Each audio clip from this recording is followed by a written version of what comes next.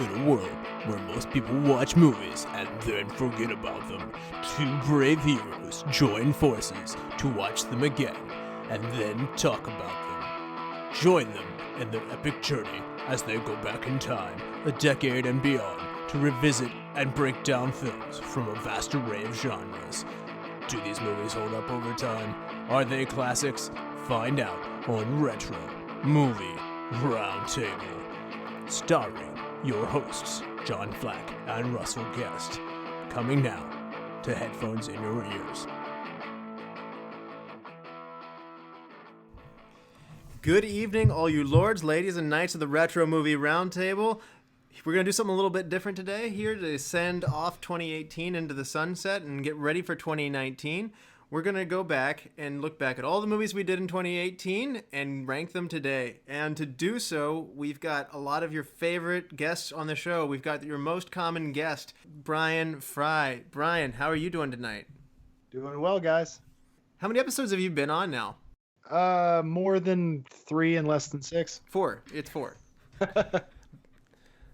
It's okay. I asked the question knowing the answer. Just behind Bryan, we've got Chad, who's been on 3 episodes. Chad Robinson from Pittsburgh, Pennsylvania. How are you doing, man? Nice to be on with my arch nemesis, number 4 there. Uh-oh, we have a Steve Martin, Alec Baldwin some feud. Competition here. That's right. Who can host SNL the most is a fun feud, and this will be just as prestigious, I'm sure. And then we got the most beautiful guest we've had on, Mary Guest, my wife. She's here as well after having hosted 2. Mary, how are you doing tonight? Good. I guess that you're trying to behave yourself tonight, so that's a good start. I get no respect. Anyway, so one thing we wanted to do is we always ask for people giving reviews and ratings, and we really appreciate it because some of them are starting to pour in, and we really appreciate that because that helps get the show out there. We can find new viewers that way, new listeners, I should say. Nobody's watching us. I wanted to read a couple. So from Steel City Celtic, they said, "This is a great listen for any movie fan. John and Russell have good chemistry together," which I would extend that to Bryan and Chad and Mary, all the people here.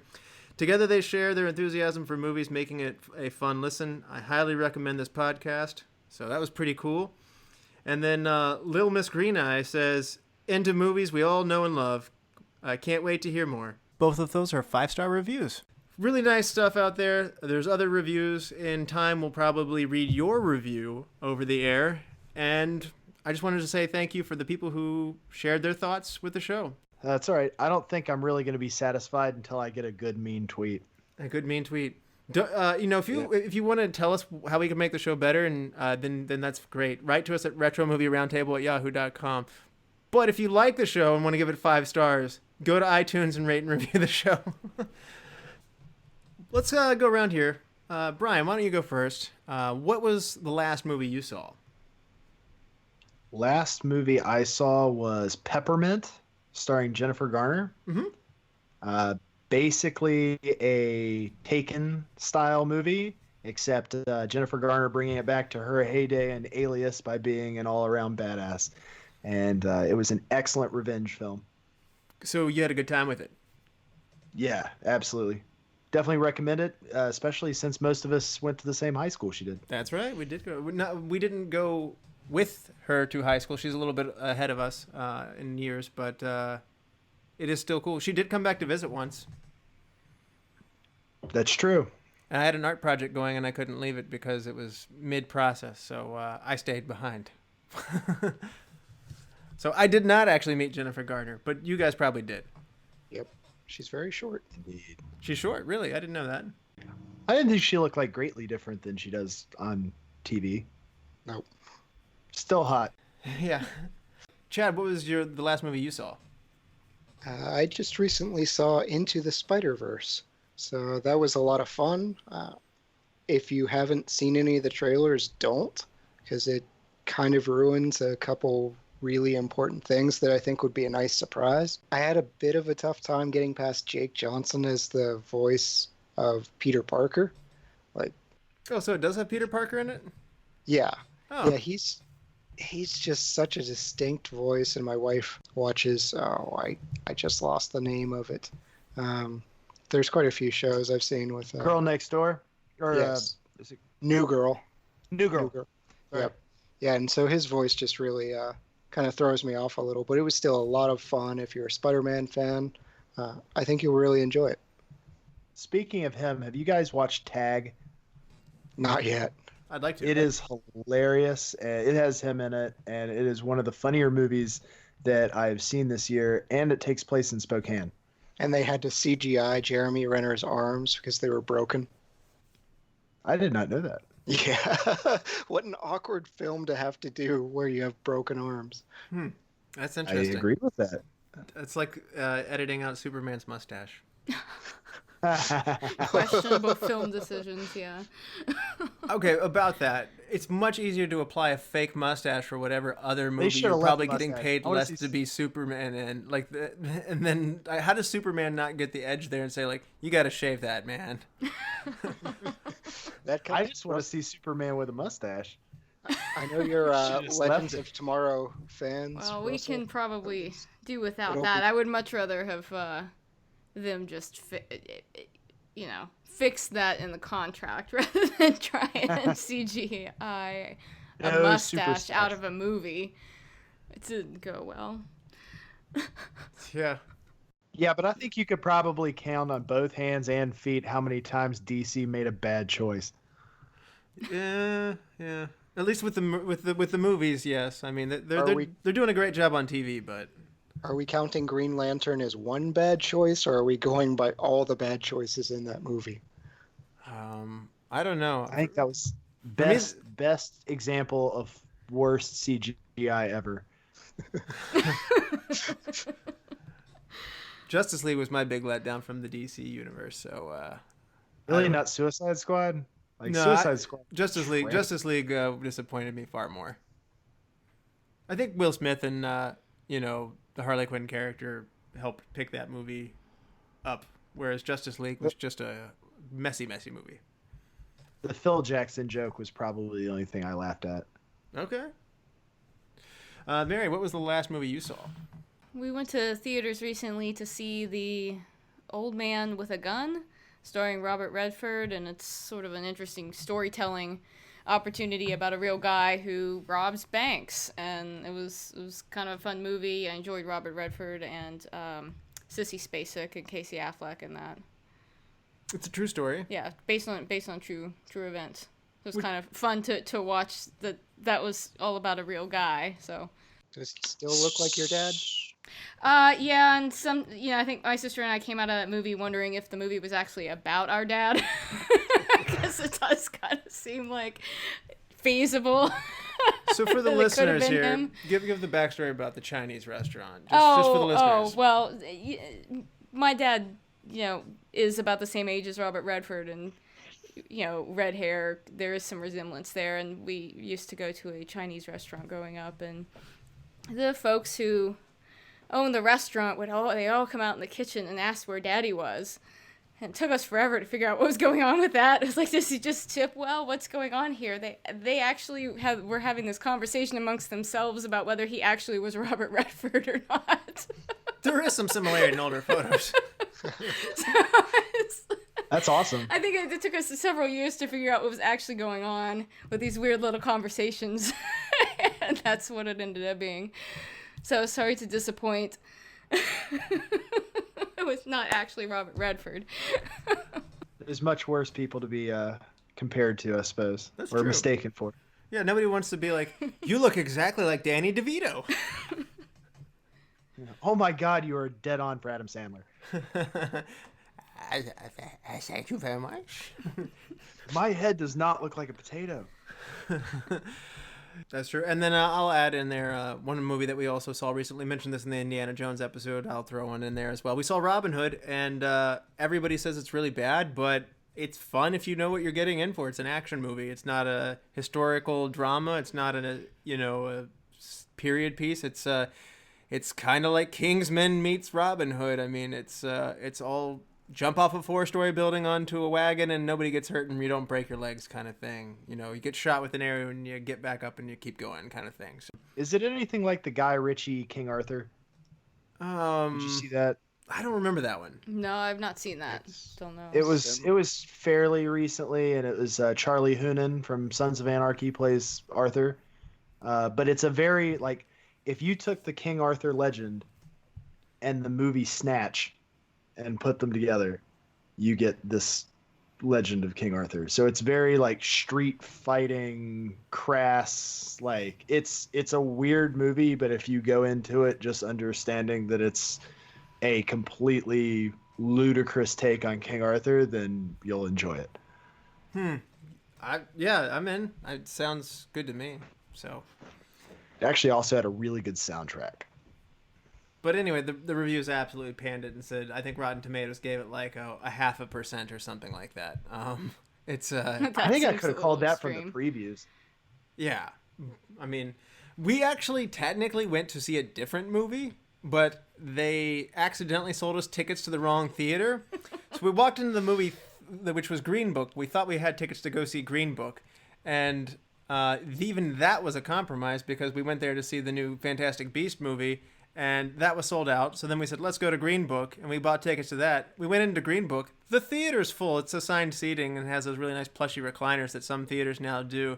And then we went up to our seats, what we thought were our seats, and was like, I think you're in our seats. And then she showed me her ticket, and she's like, oh, they have the same ticket. And then I looked down, and they double sold the ticket. And so we went back to the front of the theater. And so for the fourth movie that we tried to see that day, the time slots were not sympathetic at that point. Robin Hood was the only movie on at that point in time. So we're just like, sure, Robin Hood it is. And you know what? Ratatouille 6. Yeah. That seems like a huge downgrade. Viggo Mortensen, Yeah, we still haven't seen Green Bank or Fantastic Beasts. No. But we did see Robin Hood. Fantastic Beasts is the last one I saw in theaters, and I've had conversations with just about everybody twice about this, but I think it was my favorite Wizarding movie. Yeah. This is just a hole in my nerdiness. I cannot get into these movies. It just doesn't work for me. It is a hole in your nerdiness for sure. Well, I just told Russell I'd be okay with not getting a dog if I could get one of those cute little platypus things that Eddie Redmayne carries around in his suitcase. Oh, you want a Niffler? This is so cute. She has to get a dog daily. We have stuffed ones at the store, so come by your local Barnes & Noble, buy yourself a Niffler. There you go. That's a compromise if I ever heard one. Also a plug for Barnes & Noble. Yeah, little ring the bell, ding, ding, ding, product placement. Yeah, we're not sponsored yet, but we sure are trying. We're going to break now before we go into our rankings, and guess what? Santa's back for another endorsement. Merry Christmas! Santa Claus here, and if there's one thing I like, it's cookies. If there's two things I like, it's cookies and the Retro Movie Roundtable podcast. Ho, ho, ho, ho! Santa's here to ask you all to be good little girls and boys this year. And go to iTunes, Stitcher, Spotify, Google Play, or wherever you get your podcast and subscribe to the show. Give it a 5-star review and rating. Also, give the Retro Movie Roundtable a like on Facebook. Ho, ho, ho! Tell the guys what you think of the show and the movie of the week. Let them know your thoughts. Write to the show at retromovieroundtable@yahoo.com and tell a friend about the show. I told Rudolph. Ho, ho, ho! All the good little boys and girls who do this will be very happy on Christmas morning, and the show will grow and improve with your help. So go to bed early on Christmas Eve and have yourself a Merry Christmas. Turns out Tim Allen killed Santa Claus, so Well, we're back. And, hey, we got Santa supporting the show now. Presidents, Christopher Walken. It's now Santa Claus.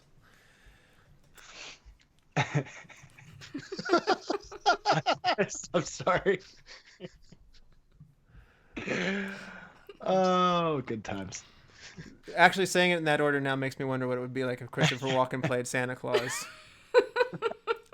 Ho, ho. Ho. Merry Christmas. oh man, He would have to have he'd have to have like a sawed-off shotgun in the sleigh. It's Santa Claus meets seven psychopaths. Oh man. We've never ranked anything on this show, which it's exciting. In a normal year, we would probably have 50 movies to go through, but we're going to take our time a little bit on this one.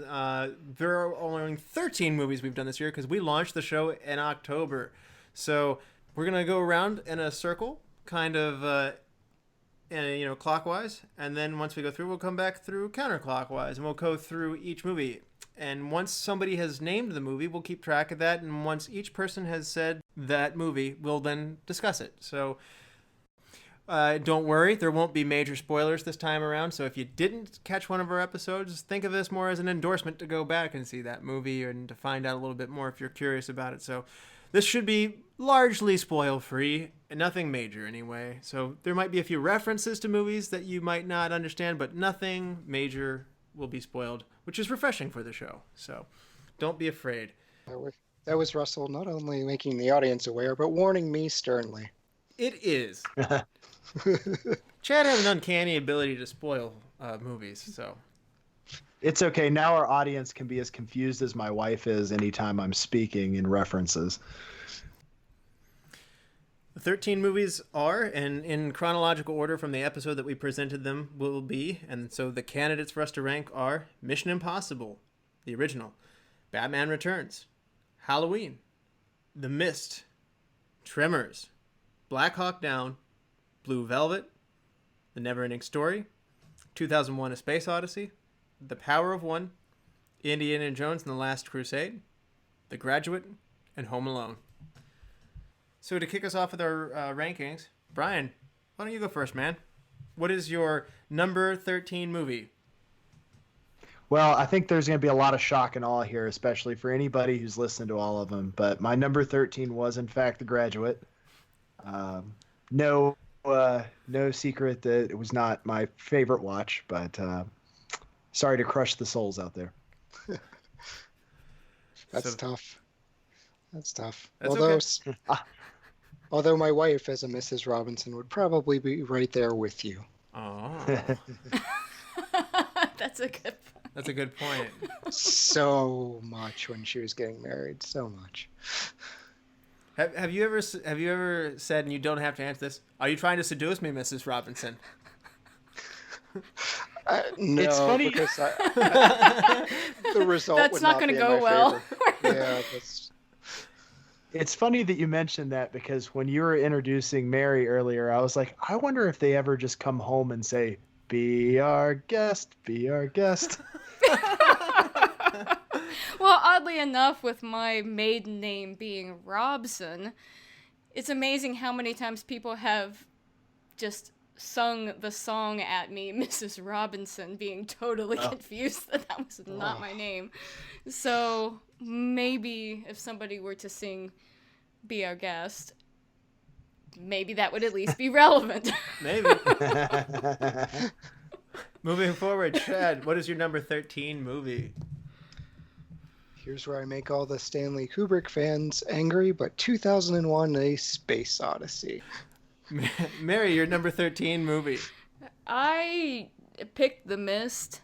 I appreciated some things about that movie, but it didn't quite go together for me the way I wanted it to. Ouch. Yikes. Okay. My number 13 movie will be Black Hawk Down. Ooh. We're hurting Frye. Yeah. Well, he heard us on The Graduate, so... That's true. Yeah. True. Okay, so for lap 2 for your number 12 movie, I'll start this one off and we'll go in reverse order.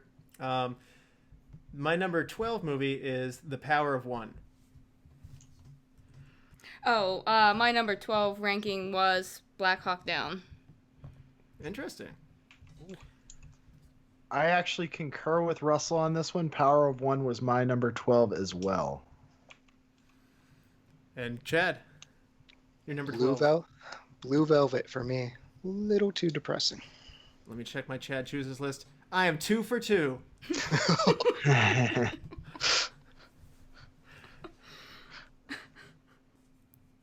I don't know. I think I gave Power of One a lower ranking, not because it was a bad movie, but more because it just had no rewatchability for me.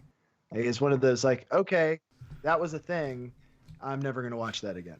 Yeah, mine weren't exactly on how artistic or how well done they were. It's just, did I have fun with this? Would I like to watch it again? Okay, and that's a fair way to take it. So Brian, you're gonna get to start the number 11 round. Where are you on number 11? Number 11 for me, and it's weird. I don't have the same hate that Chad has, but just based on the other movies we were watching, my number 11 was 2001. Chad, what is your number 11 movie? I was really okay with Fry just spending extra time bashing that. But The Power of One. So I broke up the 12 streak, but it is number 11 for me. Number 11, which means only Mary hasn't weighed in on that one. Mary, what is your number 11 movie? You're probably not going to like me saying this, but Neverending Story was my number 11. Wow. Ooh. Wow. It was hard, but there were, yeah. This whole list is hard to do. Sorry. Okay. Sorry to disappoint. No, it's okay. My number 11 movie I've got is The Mist. I'm the second person to call that one out. So I'm going to start the top 10 round off. So my number 10 movie is 1996 Mission Impossible. Mary, what was your number 10 movie? Oh, we actually line up on that one. I have Mission Impossible. Do. Chad, what is your number 10 movie? Black Hawk Down. Let me see where this registers with the Chad chooses list. Oh, I missed it. No, I missed it. I actually saw that one in theaters with Fry. Yeah. Yeah, I'm curious. Just real quick. Can I get some explanation on Mission Impossible and why you have it ranked so low? We will get there once the last person says it. That's the fun thing in this. So we'll talk about it once the fourth person. But he's angry now. Well, everybody, all right, so I demand validity. I demand retribution. I demand satisfaction. Justify yourself. Where's my glove? So, Brian, what is your number 10 movie? My number 10 will be Neverending Story. Neverending Story as well. So that's 2 for Neverending Story. And you get to kick us off on. So nobody has. We don't have any 4 in a rows yet. So Brian, you get to start us off on the number 9 movie. What is your number 9 movie? Went with Batman Returns on that one. Batman Returns. Ooh, ouch. Yeah. We've actually entered the realm of all of these are movies I like at this point and would rewatch. There's just so many that I like. So that's good. So that's worth noting. There's no hate. Basically 2001 on, there's no real dislike of these movies. They're just there are some I prefer over others. That's fair. So, Chad, what is your number 9 movie? The Mist. Mary, what is your number 9 movie? Well, I think I'm the 4th person to mention it, but The Power of One. The Power of One. It is you. This is the first one. So, Mary, you had this one ranked the highest. Why don't we start with you? What were your thoughts on Power of One? Yeah, I was really compelled. The whole movie told a story that, in terms of history, I wasn't really familiar with at all. I felt the acting was really high quality. Kind of agree that it doesn't have a whole lot of rewatch value to it. Once you've watched the movie, you've kind of experienced it. It doesn't have a lot of let's put that in and watch it again. But I felt that it was a strong showing. I actually rated it a 4-star movie. Mm-hmm. So, Brian, you had The Power of One down at your number 12. What was you said? Just no rewatchability, right? Yeah, I mean it was a good movie. I think Mary's spot on with the acting, and I think the directing was good. It was interesting, thought provoking, had me looking up stuff I didn't know. Highly recommend it as a one-off, but after you watch it that one time, it's not like, ooh, I'm gonna go home and watch. It's just not something I'm eager to watch more than once. See, it wasn't me that spoiled stuff. Yeah, I gotta cut that out later. I'll bleep you out. Yeah, Excellent point. Sorry about You're that. gonna bleep out the spoilers. Is that how this is gonna work? Yeah. Oh, It's his that sled. you should. It was his you should sled. I pick- just saved you 2 boring hours. What you should do is come up with a really funny sound effect for spoilers. Just be like, "This is not Brian saying what he should be saying." Yeah, puts on some elevator music. Yeah. Do, do, do, do, do. So what Brian was You'll- saying, you'll- that there's some not feel good moments in the movie. It's not something. I mean, you're going to be a little down. I mean, or maybe very down. I mean, it's not like Requiem for a Dream down, but it's It's pretty down. Yeah, painting a more accurate picture of history sometimes isn't gonna bring you, a movie that's gonna make you lift you up all the time. So that's For me, I enjoyed the period. I definitely enjoyed the history, as Brian said. I just felt like there wasn't. The best way of putting it is that there's so many bad things that happen and not enough good things that happen.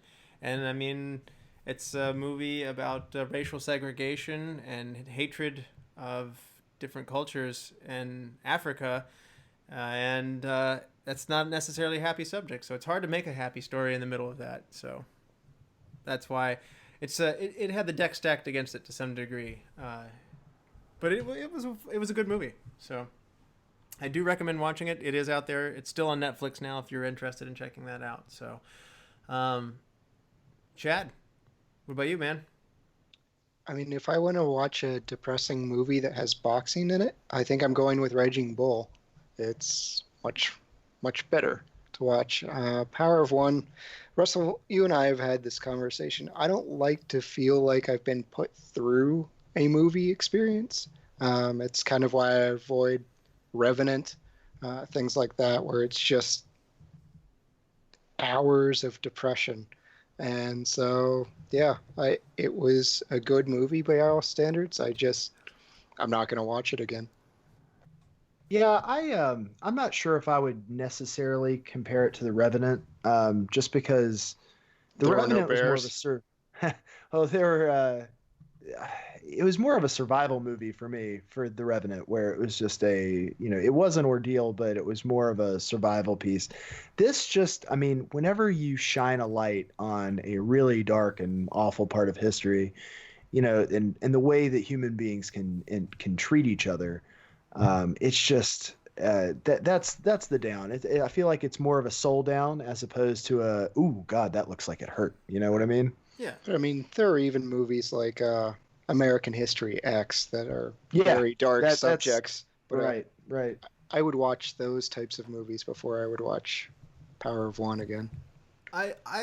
To endorse the movie and to encourage people to go back and see it. It's a neat movie that changes into 3 separate stories. It starts off as a very young boy, flashes ahead to a moment where he's a teenager, and then flashes ahead to him as a high school student. So it covers history over a period of time. It covers a coming of age story, and the characters around him shift as he gets older. And I think that's an interesting thing to see. And there is a lot of hope weaved throughout the movie, but kind of for that to be effective, you have to see some down That's right. moments as well. So there is a balance between the light and the dark in that movie. So that's going to come back to me at number 9, and I have The Never-Ending Story at number 9. Are we ready to kick off the number 8 round? I have 2001: A Space Odyssey, so I'm the third person to bring this one up. Mary, what is your number 8 movie? My number 8 movie is Tremors. Tremors. And Chad, what is your number 8 movie? Mission Impossible. Do. It's Brian's Anger Builds. And Brian, your number 8 movie. Makes me a sad panda. My number 8 movie would be Home Alone. Home Alone.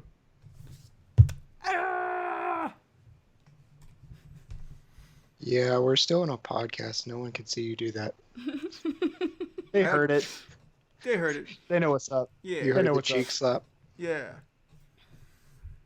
So we got Brian's number 8 movie, And Brian, you want to kick us off with the round 7? My number 7 is Blue Velvet. 7? And Chad, your number 7 movie? Home Alone. Mary, your number 7 movie? 2001: A Space Odyssey. All right, that's a bingo. We've got 4 of those. So, 2001: A Space Odyssey. Mary, you had this one ranked the highest, so you want to take this one first? What were your thoughts on it? I appreciate this piece as the contributions it's made to film history, to science fiction, and have a whole lot of respect for this piece. And I have to say that I just never had a passion for this movie, and I think maybe it's lack of character development. I'm very into getting attached to characters that I love, and that's something that just doesn't happen in this movie. I think that contributes to me just, not really holding on to this one as one of the sci-fi greats in my mind. Yeah, it's more about ideas than characters. It's very objective and cold. That's kind of the point of a sci-fi movie, but I felt like that was missing this extra level of depth that I was looking for. That's fair. Sorry, Brian, what? Oh, it's all good. I just always thought it was a very interesting use of silence in a film. It's true. There's a lot of quiet time in that movie. Chad, 2001: A Space Odyssey, where do you stand on it? It was my lowest ranked movie, and if I could rank it lower, I would. It's one of my least favorite movies of all time. I just find it boring, pretentious, zero character development, like you said. It's right along with Suspiria in the horror genre. If you want an artsy film that makes no freaking sense, go see Suspiria. If you want a sci-fi that makes no sense, 2001: A Space Odyssey. That's for you. So what didn't you like about it? Hal didn't actually succeed. So that's a What are you big doing, miss. Dave? That's a big miss. And being that you weren't the guest on that episode, just give me a star rating. I got to know on that one. What would you give it on a 5-star scale? What's the lowest rating you've got? Half star? Half star it is. Oh, gosh. I mean, just don't. I've been forced to see this movie 3 or 4 times throughout school and other instances, and it's torture, man.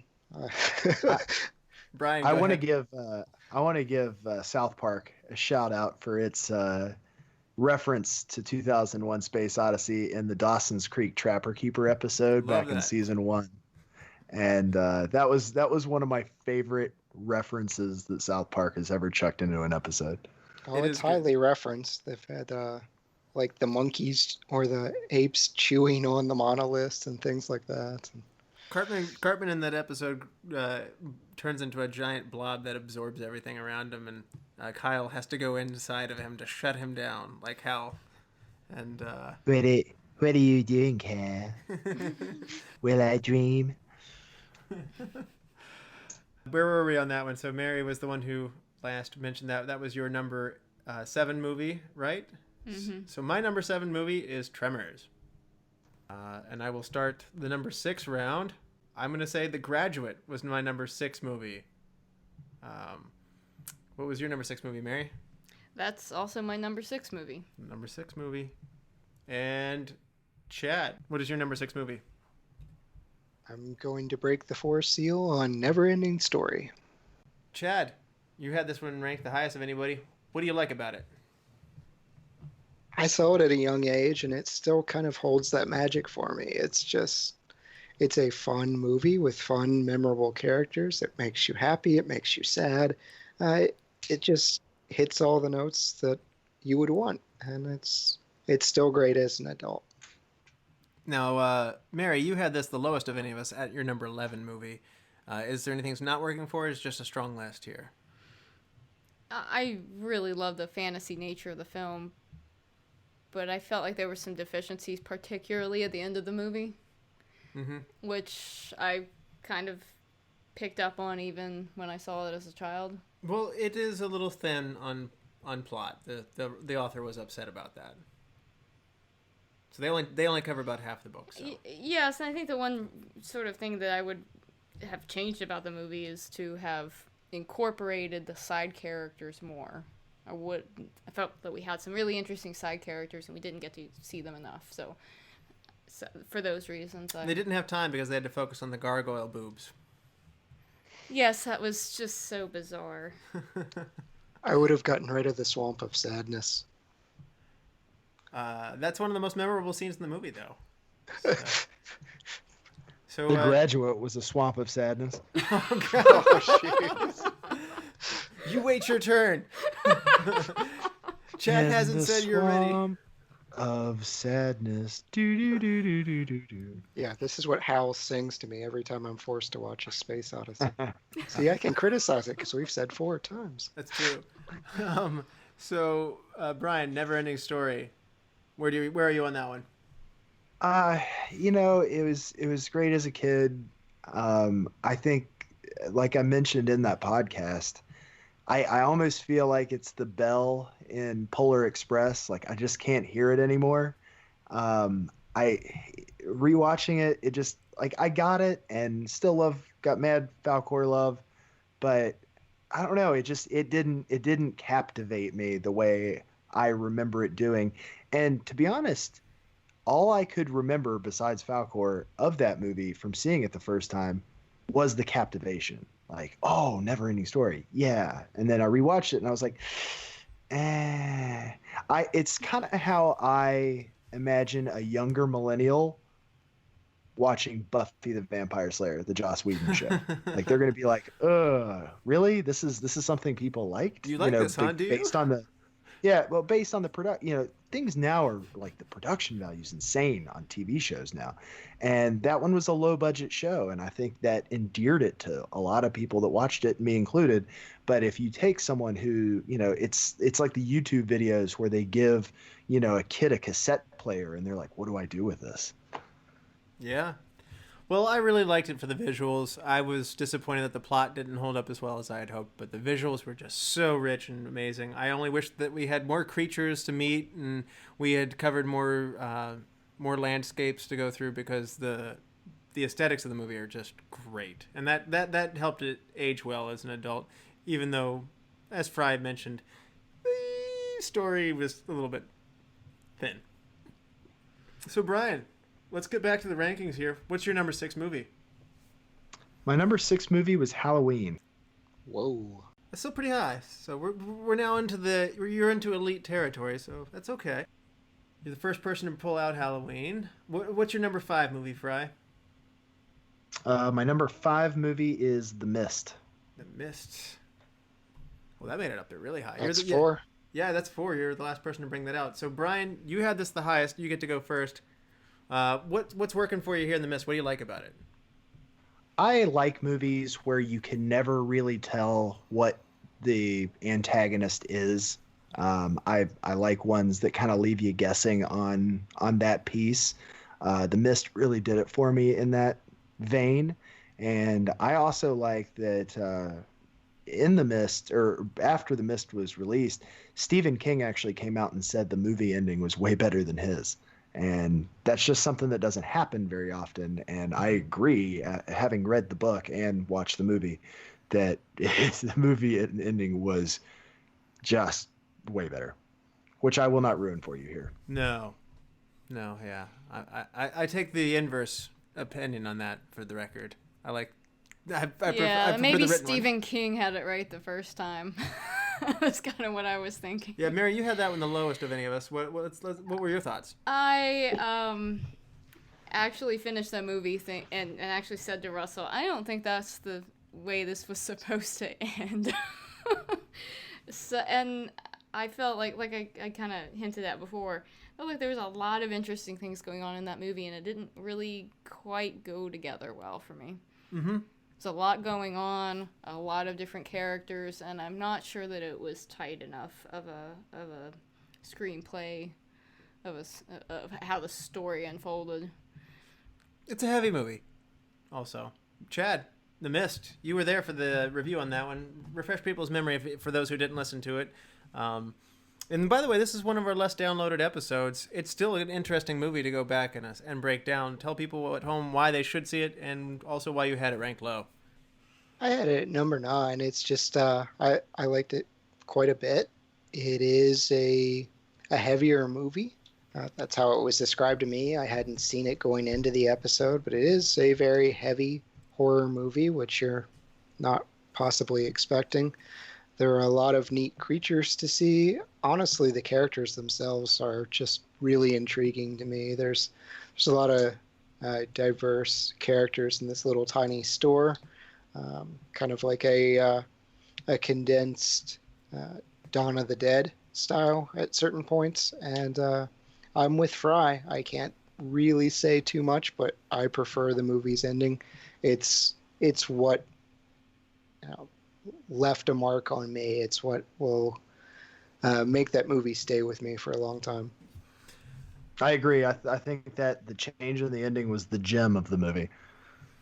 I'm with Mary on this one, but I think she covered a lot of my sentiment on it. I thought it was very interesting to see how people react in a time of crisis. I do tend to like movies like that.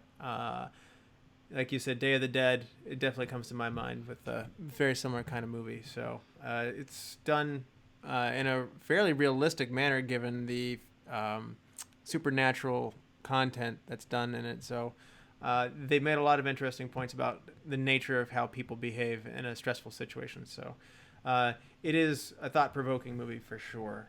Chad, what is your number 5 movie? Tremors. Tremors. Okay, you're the second person to pull Tremors out. I'm honestly surprised that you had it so high. So, Mary, what is your number 5? Number 5 movie for me is Halloween. Okay, you're the second on that one. So my number 5 is Blue Velvet, and that is 3. So my number 4 movie is Batman Returns. That's the second one on that one. So Mary, what is your number 4 movie? Home Alone. Home Alone. That is 3 on that one. Chad, what is your number 4 movie? Well, it's finally Fry's time. The Graduate. Bryan, you've been waiting, and normally I would have Chad go because he had it the highest of all of us, but you get to go first, man. Let go. No, I'm not gonna bash it. Like I said in the podcast, I hope one day I can come back and maybe appreciate this one more. Dustin Hoffman's character just annoyed me. I would put his awkwardness in that movie up there with Ben Stiller's in Meet the Parents. Oh, sure. Name another beloved movie. I couldn't run away from Meet the Parents fast enough. That movie was agony to me. I just don't do awkward comedy well. Sometimes Bryan likes bad movies. It happens here first. You heard it here at Retro Movie Roundtable. Oh, there are several bad movies. Am I wrong that Dustin Hoffman ends up being in one of the Meet the Parents movies? It was Meet the Yes. Fockers. Yeah, right. Yeah. He's the dad with So if it was intentional or not. That wasn't lost on me. It's like, quick, put him in another awkward movie. It's okay. It's okay. So, Chad, you had this one the highest. Tell us about The Graduate on this one. To some extent, I like it just because it spawned a way to annoy my wife. I don't sing that song to her, but no, I took the opposite spectrum of Fry. I guess if you enjoyed Dustin Hoffman's performance, you're gonna rank this a whole lot higher. I found him fun. I didn't find him as cringy as sometimes Ben Stiller is. Ben Stiller's more like, why are these weird things happening to me? Where he's just, it's closer to like a Michael Cera to me. Yeah. Why am I so awkward? Yeah. Yeah, but I enjoyed the movie, and it's produced a lot of just classic imagery. Mary, where were you on, The Graduate? I've seen The Graduate 4 or 5 times, and I think each time I watch it, I see more depth. I find something new in the movie that I hadn't noticed before or I hadn't thought about before. So I think when a movie has that much depth for me to keep experiencing, I think that makes me more interested in it in terms of a higher rating. I actually kind of thought that Dustin Hoffman's awkwardness was important because I'm not sure that it would have worked any other way. That's just how I take that role. It's not a perfect movie, but I think that that's one that has always kind of ranked highly on my spectrum of movie review. Yeah, similar to me. I went from not liking it. I was literally in Frye's shoes to then saying like it's fine, but I don't. And then finally rewatching it this time, I was like, I get it. This is a great movie. So I had it at a 4.5, and it's likely to get elevated if I ever see it again because it's starting to finally resonate with me as I've gotten older. I don't know. So I think this is because Fry was smooth in high school. Like all the awkward, I'm just the awkward kid who people that have met me now and met my wife are like, how did you two even manage to talk to each other to wind up it's together? true. Brian's dating success was far better than Chad or mine, and junior high and high school as well. So. And also, Brian met his wife in high school. I don't think I've ever been accused. Yeah, I don't think I've ever been accused of being smooth, though. Oh, I'm calling it right now. You've been voted smoothest of the podcast, Brian. Yeah, there's a trophy for you. There you Alien go. Ant Farm will sing songs right. of you. It's Frye's 4? turn. Yeah, it's Frye's turn for 4. Okay. Oh, my number 4 is Tremors. Tremors. And that makes it 4 for that one. So, Brian, you had this one the highest. What were your thoughts on Tremors? This is just a cult classic for me. This is one of those movies that I own it, but if I saw it on TNT or something while I was flipping through the channels, I'd still stop and watch it on cable. I feel like that's one of the biggest testaments you could give a movie is when you could watch it commercial free. It's sitting there on your shelf, but you're going to watch it on USA anyway. So That is a very good that's high praise. That's how I am with a Bond movie. It's just one of those movies that I can watch it anytime. It's like, what are you doing? I'm going to watch Tremors. Just Kevin Bacon. I love it. It's great movie. It gets better over time. It does. I remember seeing it the first time and thinking like that was a whole lot of fun, and it's gotten even better with time. So Mary introduced this one to me. I actually was skeptical of it when it first came my way. He did not want to watch it. Actually, I kind of forced that one on him at some point in college, probably. Yeah, I agree. It's a cult classic. I don't want this to be misconstrued, but I would call Tremors kind of the Sharknado of the 90s. It's better than Sharknado. I agree. Totally agree it's better. I'm just saying that maybe someone who saw Sharknado at the time or the age that we saw Tremors, they would say, oh, this is our Tremors. You know what I mean? Okay, that's fair. Chad, Plus, it made 1,000 sequels. It did. I picked up the 6-pack of all 6 of them, so... Michael Gross just signed on for 7th one. Oh boy, I'm there. Chad, where are you on Tremors here?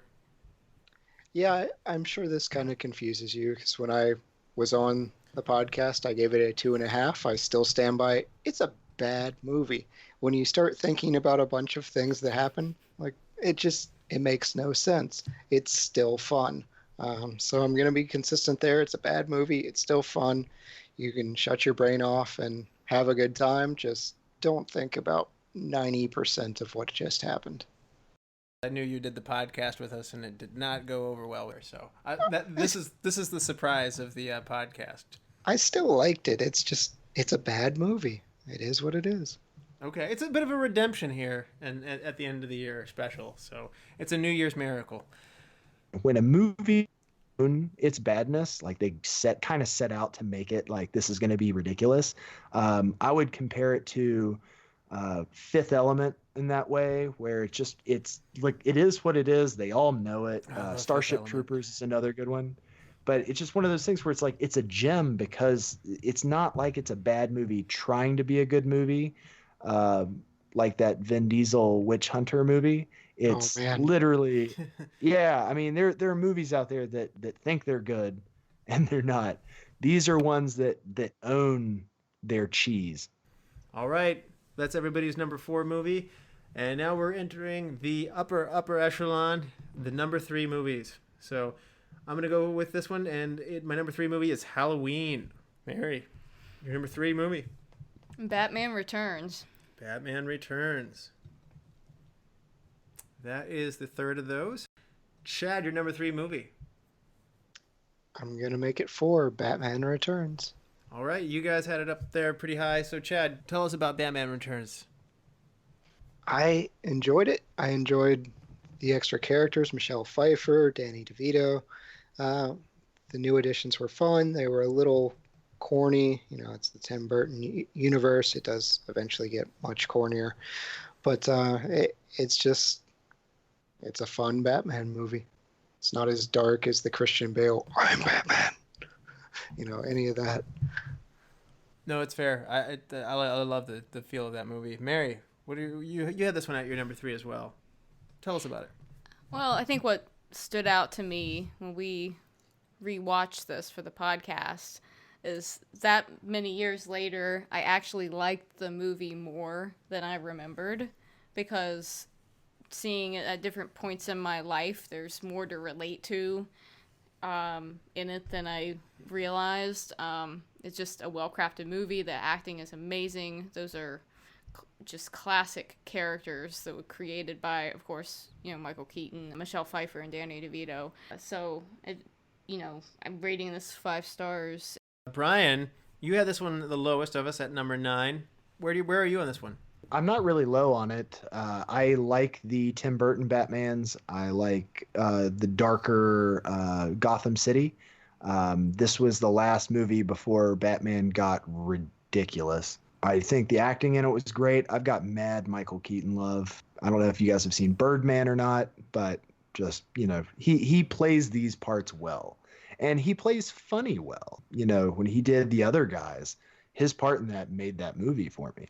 So, yeah, definitely mad Keaton love. I'd say the other thing that I really appreciated about this particular Batman is it launched the twin villain Batman movies.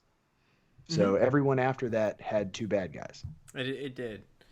Until Nolan comes along and Right. starts over again. You're right. I love this movie. I love Batman. even there, but just real quick, even there, you have Ra's al Ghul, you got Scarecrow in the first one. Yeah. For me, I love this one. Batman's my favorite superhero. I love Tim Burton. It's in the Venn diagram of things I like. I like Michael Keaton, Batman, and Tim Burton. It all comes together really well here. And yeah, DeVito and Pfeiffer are awesome villains. So if you haven't seen that one, I would absolutely see it. Go back. It's one of our earliest episodes. Second episode we did. Mary and John did a great job breaking that one down with us. Brian, have you given us your 3 yet? My number 3 was Black Hawk Down. Black Hawk Down. All right. So this is the inverse. This is, for us, we did The Graduate high and you did it low, and this is your flip side here. So you really like this movie. Remind us again why this is a great movie and people should see it. I love the cast of this movie. Everybody in it, I enjoyed their performances. I enjoy gritty war movies. I know that's not a commonality with all people, but I think that it's an earmark for me. Going back to what you watch on TV or what you choose to put on, I will watch movies like this pretty much all the time. I can't tell you how many times I've watched Band of Brothers, end to end. So it's just a thing. And I'm glad you feel that way, because it's good to have a difference of opinions. And I like the movie. It's important. It's an anti-war movie. It certainly doesn't glamorize war. It's informative of the time period. However, I just find it hard to watch because it's, it happened. It's real, and it's very, very real, and it's all over the place. It's hard to follow, and you're down in it. So that's why I had it at the lowest, just because, a long war movie is sometimes a hard thing to sit through, as it should be. Mary, what were your thoughts on Black Hawk? Well, I really appreciate the telling of the story and the realism of it, but I do think that, the number of times I've tried to watch this movie and lose attention with it because I feel frustrated because I don't know where what character is, and it's a little bit hard to keep track of who's doing what, and I feel like that's part of the intention, with making the viewer feel disoriented. So I think that's part of the art. It just made my viewership a little bit labored. So I think that's kind of why I dock it a little bit. I have a tendency to ask Russell, okay, who's headed to the chopper? I thought they were already there, that kind of thing. So maybe not the most fun person to watch that movie with. So that was the number 3 movie. Okay, Brian, what's your number 2 movie? My number 2 was Indiana Jones and the Last Crusade. Great movie. Awesome. Good choice there. It's not the last one, so we'll move forward. Okay, Chad, what's your number 2? Indiana Jones and the Last Crusade. Ooh, another one for that one. And Mary, what's your number 2? Blue Velvet. Blue Velvet. Nice. So let's see, where does that take us with Blue Velvet? That's the 4th one. Yeah. 4. Let's talk about it. Mary, what did you think about Blue Velvet? You had this one the highest. I was so glad that DJ selected this movie. It was the first time I'd seen it, and it just hits so many sweet spots for my movie preferences. It's got an amazing mystery component. It has really well-developed characters that explore depth of personality. The sort of art of the David Lynch films are just so compelling to me. So this really brought together a lot of things I love in a movie. Mm-hmm. It was a pleasant surprise for me as well. Chad, you had this one lower. Do you actively dislike this movie, or is it just a strong list of movies? I really dislike this movie. I don't like the bizarre sex films, and there's a lot of that going on in this film. I don't like seeing abuse. Yeah, there's a hard scene in this movie. So. It's it's still worth watching. For me, it's not worth watching for me. It's a tough movie, but like I've already established, I don't like being put through movies, and I feel like this is one of those. Okay. I normally am with you on this one, but for the mystery, for the interesting symbolism, I was fascinated. This was my first this is my introduction to David Lynch. I loved it. So, but you heard all about that before in the podcast from me. So we'll move on. That was Mary's number 2 movie. My number 2 movie is Home Alone, and now let's talk about Home Alone. I had this one the highest. So, as you heard last week in the podcast, I just love this movie. It just reeks of Christmas time to me. I loved it at a young age. I've come back to it regularly. I saw it in college on TV. I've seen it in high school putting up the Christmas tree. I've seen it in recent years. I even watched Home Alone 3 in the middle of summer just because it comes on. It's nowhere near as good, but part of the reason I do that is because I love the first one so much. It's just so wonderful. Chad, where do you stand on Home Alone? Yeah, I'm with you. It came in at number 7. That's really just due to the strength of the rest of the list, but I enjoy it. It's something I could watch anytime. I'm not a Christmas movie person. That's probably why you guys won't hear me very much in December, but my wife is watching them really since November. Christmas movies all the time. But Home Alone is one, if it's on, yeah. Just like Frye said with Tremors, I will watch it. It's a lot of fun. Okay. And Mary? I had forgotten just how crafty the action is in this film. Scene after scene, there's something interesting that has been set up for those 2 robbers, and it just continues to unfold different layers of this onion of these traps that the little boy has set up, and that is such a successful movie in terms of special effects and stunts and just sheer creativity. And I had actually forgotten that it had such a magical John Williams score to it, which really just enhances the whole thing. Mm-hmm. And kid acting, Macaulay Culkin, he's fantastic in it. I think they got the absolute perfect person to do that role. He's lovable, but he's also got this deviousness to his smile, and he was just spot on. That's right. Yeah, it's hard not to get an annoying kid, and he was the perfect casting. You're right. So my number one movie was Indiana Jones and the Last Crusade. Chad, what is your number one movie? Here comes predictable Halloween. Halloween. This man likes his horror. Chad, tell us why Halloween. When we all did the show, it was straight fives. I mean, Halloween just it sets the standard for horror movies. It's the go-to that I could just watch anytime. Watch some teenagers get killed. Great soundtrack, great acting. Doesn't suffer like other horror movies in the acting department. Donald Pleasance is just fantastic. I love everything about this movie. Indiana Jones was a tough competition for me. They're both a lot of fun, but ultimately Halloween wins for me. Great choice. It's a classic. It's one of the first introductions to a horror movie I ever had. So it is right up there in my upper echelon of horror movies. Mary, where are you on Halloween? Halloween's a 5-star movie to me. It kind of just sets the bar for what a horror movie should be in my mind. So, yeah, it's the classic. Mary, what is your number one movie? Indiana Jones and the Last Crusade. I guess anybody would have guessed that who had already listened to the Indiana Jones episode that I would have rated it a 6 if Russell would have allowed. It's true. It's They don't definitely allow that. one of my favorite movies, and I can't say enough good things about it. It was my number one as well, and it's just a great movie. It's an adventure. I never get tired of it. Captivated me when I was young.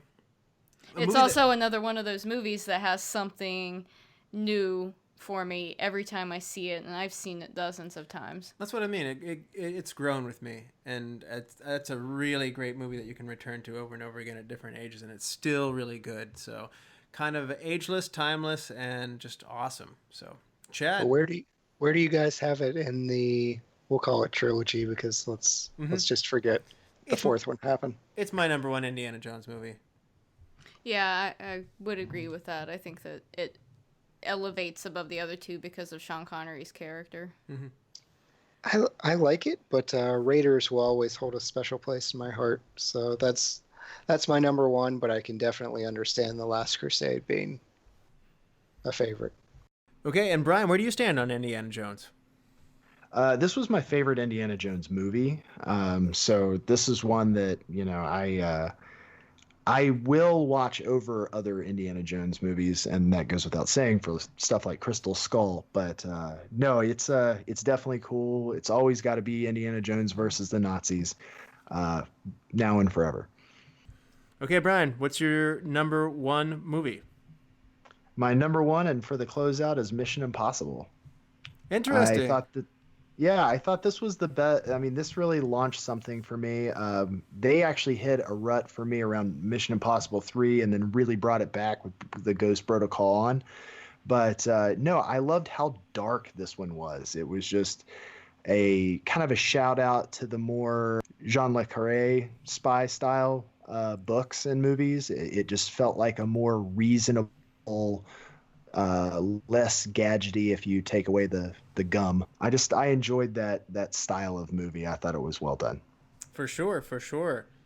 Chad, where do you stand on Mission Impossible? It's a fun spy film. Dig the soundtrack. That was great. The character, Ethan's very fascinating. I like Tom Cruise's depiction. The gadgetry's fun. I prefer my spy movies to be more Bond-esque than Mission Impossible, with some of the tricks that wind up being more problematic as they go on through the series. But Frye's right. They do redeem themselves after 3 or 4 tries. The first one was good though. Mm-hmm. Mary, Mission Impossible.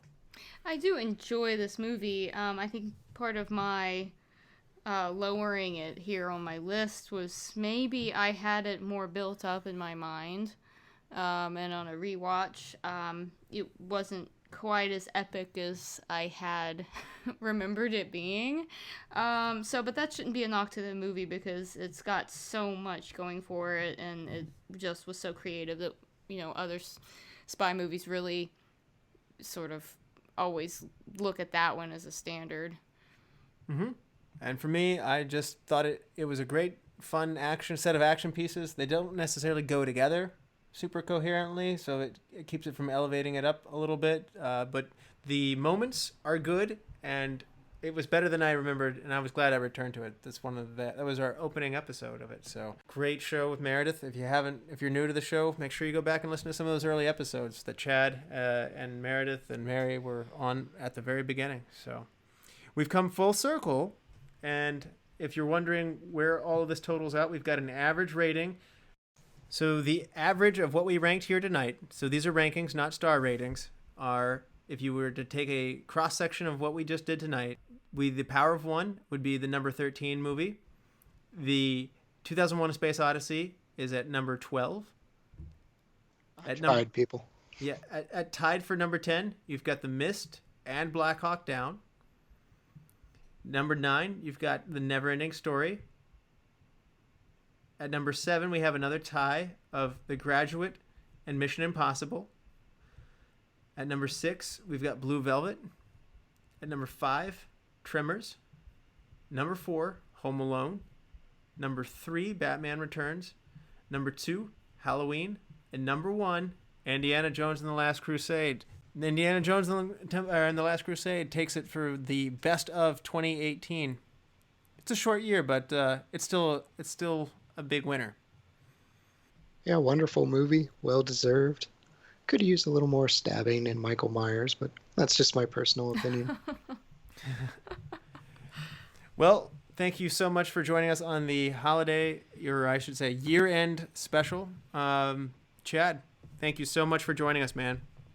Thanks for having me back. Mary, thanks for joining us. Yeah, thank you for bringing me back for this recap. It was a lot of fun. Yeah. Brian, thanks for being on the show. Thank you, Russ. Everybody, good talking to you, and I will see you next time. Like us on Facebook. Subscribe to us on iTunes. Rate and review us on iTunes. If you're a Stitcher user, give us a favorite on there. Give us a favorite and follow us along on Spotify if you're there. Rate us and review us on Google Play if you're getting our podcast through there. Reach out to the show. Engage with us. We want to hear from you. So thank you. As always, be good to each other and watch more movies. Brian. My ending quote's going to be a Wesley Snipes great. Excuse me, museum patrons. What you'll boggle?